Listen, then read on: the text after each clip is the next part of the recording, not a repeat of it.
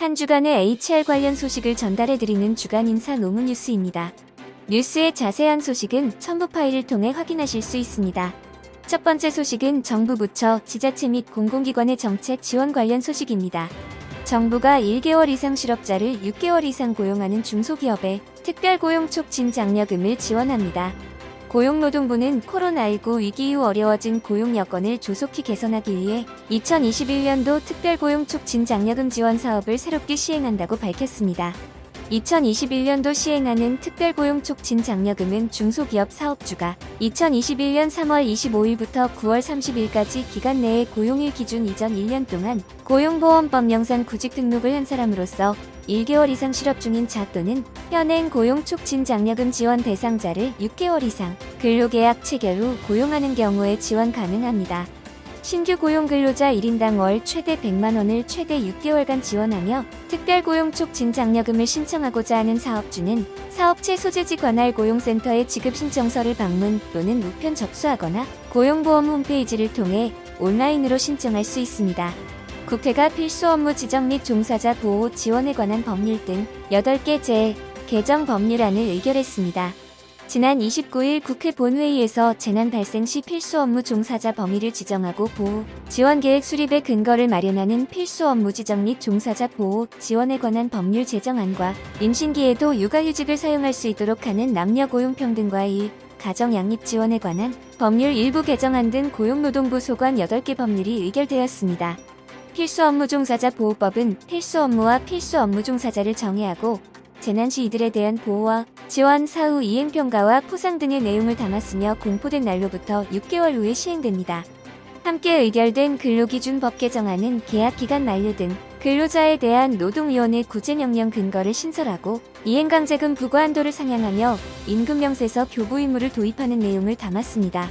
남녀고용평등법 개정안은 임신 중 육아휴직을 도입하고 채용 시 모든 근로자에 대해 조건 제시를 금지하는 내용을 담았으며 그 외 기간제법과 산업안전보건법, 산업재해보상보험법, 노동위원회법, 고용정책기본법 개정안도 함께 의결되었습니다.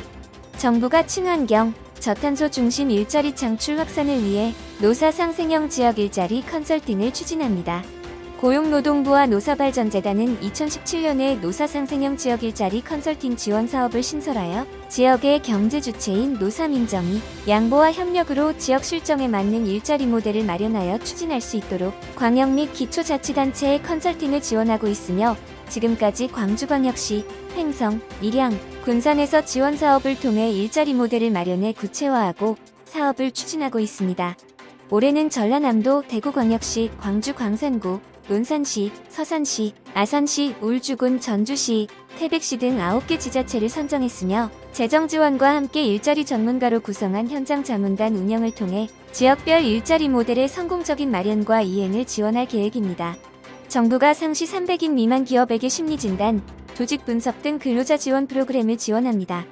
근로복지공단은 코로나19로 인한 우울감을 일컫는 신조어 코로나블루가 생길 정도로 많은 사람들이 마음건강관리에 어려움을 겪고 있는 힘겨운 시기에 기업 단위 근로자 지원 프로그램인 기업 스트레스 관리 프로그램을 운영하고 있습니다. 본 프로그램은 상시 100인 이상 300인 미만 사업장을 대상으로 직무 부담 등으로 인한 근로자 스트레스를 경감하고 중소기업의 조직문화 개선을 위해 심리진단 및 조직분석, 심층 심리상담 및 치유 프로그램을 일괄하여 지원하는 중소기업 맞춤형 통합 프로그램으로 매년 근로복지넷을 통해 서비스를 제공하고 있습니다. 근로자 및 기업이 근로복지넷 회원으로 가입하여 원하는 프로그램을 신청하여 개인은 연 7회, 기업은 연 3회 한도 내에서 심리상담 전문가의 상담, 교육 서비스를 이용할 수 있습니다.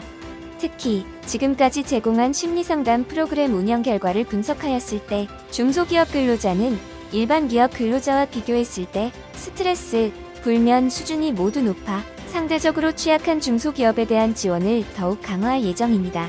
다음은 채용 관련 소식입니다. 페미니스트 배제 또는 환영 입장을 내건 채용 사례가 잇따라 논란이 되고 있습니다. 채용 과정에서 특정 조건을 배제 또는 우대 요소로 두는 것은 문제 소지가 있다면서도 법적으로 제재할 방법은 마땅치 않다고 전문가들은 설명하고 있습니다. 최근 서울 노원구의 한 편의점 점주가 구인구직 사이트에 주말 오후 아르바이트 공고를 내면서 지원 자격에 페미니스트가 아니한 자라고 명시해 온라인상에서 성차별이라는 지적이 나왔습니다. 해당 점주는 물건을 잘 드는 힘센 사람을 뽑고 싶은 마음을 세게 표현하려다 해당 표현을 쓰게 되었다며 잘못을 인정하고 해당 공고를 삭제하였고, 편의점 본사에서도 점주의 잘못을 인정하였으나 가맹점이라 본사 차원의 징계가 어려워 예방을 위한 전체 가맹점 대상 교육을 실시하겠다고 밝혔습니다. 반대로 한 여성복 업체에서는 여성우대, 페미니스트 대환영이라는 마케팅 직무 채용 공고를 올려 또 다른 논란 대상이 되었는데, 해당 업체 측은 페미니스트를 환영한다는 문구는 성평등을 추구한다는 말과 같으므로 문제가 없다고 일축했습니다. 하지만 전문가들은 노동자 모집 단계에서 특정 조건에 해당하는 일을 배제하거나 우대하는 행위는 형사처벌까지 가능한 문제이나 이 같은 사안이 대상에 해당하는지는 불분명하다며 행정당국의 감독과 권고를 통해 개선해야 한다고 밝혔습니다. 다음은 보상 관련 소식입니다. 국민건강보험공단이 직장가입자의 보수 변동에 따른 보험료 정산 금액을 확정해 지난 16일 사업장에 통보했습니다. 지난해 사업장에서 정산한 보수보다 실제 소득이 오른 국민건강보험 직장가입자는 882만 명으로 1인당 평균 16만 3천 원을 더 지급해야 하며, 실제 소득이 감소한 직장가입자 364만 명은 평균 10만 1천 원을 돌려받습니다. 보수 변동 내역을 정확히 신고해 정산한 금액과 실제 소득이 동일한 직장가입자는 272만 명으로 나타났습니다. 국민건강보험공단은 해당 정산에 대해 임금 인상이나 호봉 승급, 성과급 발생 등 보수의 변동에 대해 사업장에서 신고한 내역과 연말 정산에서의 소득 신고 금액을 비교해 발생한 차액에 대해 부과하는 것으로 보험료가 오르는 것은 아니라고 설명했습니다. 공단은 이와 같은 차액이 발생해 오해가 생기지 않도록 소득 변동 사항 발생 시 보험료에 바로 적용할 수 있도록 즉시 신고해주기를 당부하며, 코로나19로 인한 경제 상황 등을 고려해 최대 분할 납부 횟수를 기존 5회에서 10회로 늘렸으며 10개월에 걸쳐 납부하게 될 때 정산 보험료의 1회 평균 납부액은 1만 6천 원 수준이라고 밝혔습니다. 직장인이 월급 500만 원을 받는 데 걸리는 기간이 13년인 것으로 조사됐습니다. 구인구직 매칭 플랫폼 사람인이 기업 453개사를 대상으로 세전 기준 월급 500만원, 수령 소요 기간에 대해 조사한 결과 평균 13.1년이 걸리는 것으로 집계됐습니다.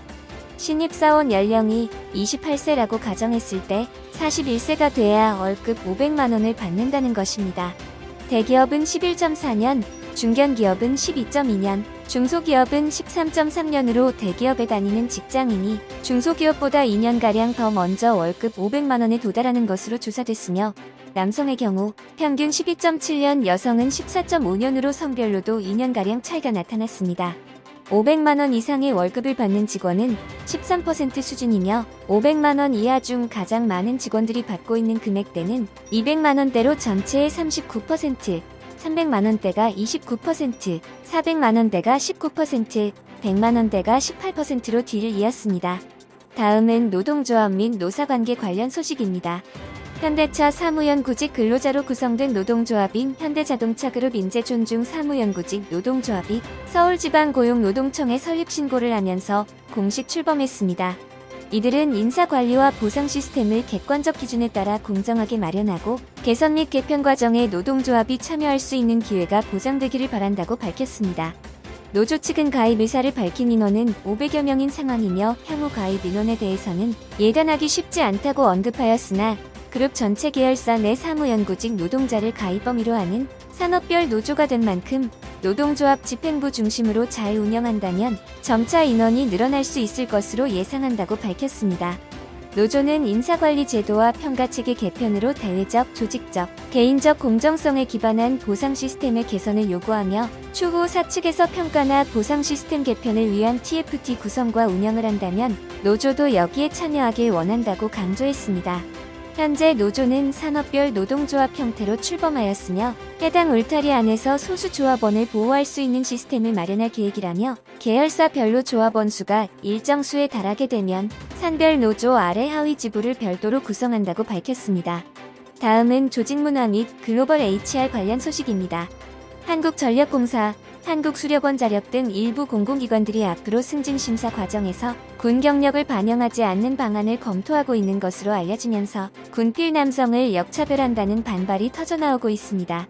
하지만 이미 임금 결정 과정에서 군 복무기간을 근무 경력으로 인정하면서 군 복무에 따른 경제적 보상이 이뤄지고 있는 만큼 현행법 위반 소지가 있는 승진심사 시 군 경력을 반영하면 안 된다는 주장도 팽팽하게 맞서고 있습니다. 지금까지는 군필자의 경우 2년 먼저 입사한 여성 선배와 군미필 남성 선배들과 동일한 시기에 승진 대상이 됐습니다. 군미필 입사 동기들은 승진 시기가 되면 군필 동기와 2년의 차이가 생긴다는 것입니다. 현행 병역법 제74조에 따르면 입사 후 군경력을 승진해서 실제 근무기간으로 산정하도록 하고 있습니다. 이를 근거로 다수의 공공기관이 승진 시 군경력을 근무기간에 반영했습니다. 그러나 기재부는 이러한 관행이 현행 근로기준법과 남녀고용평등법에 위배된다고 봤는데 근로기준법 제6조는 남녀의 성을 이유로 차별적 대우를 하지 못하도록 하고 있으며 남녀고용평등법 제10조는 승진에서 남녀를 차별하여서는 아니 된다고 규정하고 있습니다. 이를 근거로 기재부는 올해 초 일선 공공기관에 군경력이 포함된 후봉을 기준으로 승진 자격을 정하지 말라는 내용을 담은 인사제도 개선 공문을 내려보냈습니다. 그러나 최근 청와대 국민청원에서 군필자가 미필자보다 제대 후 정년까지 직장에서 일할 수 있는 기간이 짧기 때문에 이를 인정해줘야 한다는 취지의 청원이 올라오기도 하는 등 남성 한정의 군복무 문제 및 경력 인정 문제로 인한 역차별에 대해서도 불만이 나오고 있어 논란이 지속될 것으로 예상되고 있습니다. 대법원이 직원들에게 생리휴가를 주지 않은 아시아나 항공 전 대표에게 벌금형을 확정했지만 여전히 현실 속에서 여성들이 생리휴가를 보장받지 못하고 있다는 목소리가 나오고 있습니다. 근로기준법 제73조는 직원이 신청하면 사용자는 월 1회의 생리휴가를 줘야 한다고 규정하고 있습니다. 그러나 아시아나 항공 전 대표는 인력이 부족하다는 이유 등으로 승무원 15명에게 138회에 걸쳐 생리휴가를 거부한 것으로 조사돼 벌금 200만 원을 선고받았습니다. 이처럼 대법원은 생리휴가를 보장해야 한다는 취지의 판결을 내렸지만 현실은 이와는 동떨어져 있는 것으로 보입니다. 한국여성정책연구원의 여성가족 패널 조사를 보면 2018년 기준 생리휴가가 제공되지 않는다고 답한 비율은 76.8%에 달하며 제공된다는 답변은 15.3%뿐이었습니다. 여성의 생리에 대한 낮은 사회적 이해도와 제도를 악용하는 것이 아니냐는 불신이 생리휴가의 현실화를 방해하는 것으로 해석됩니다.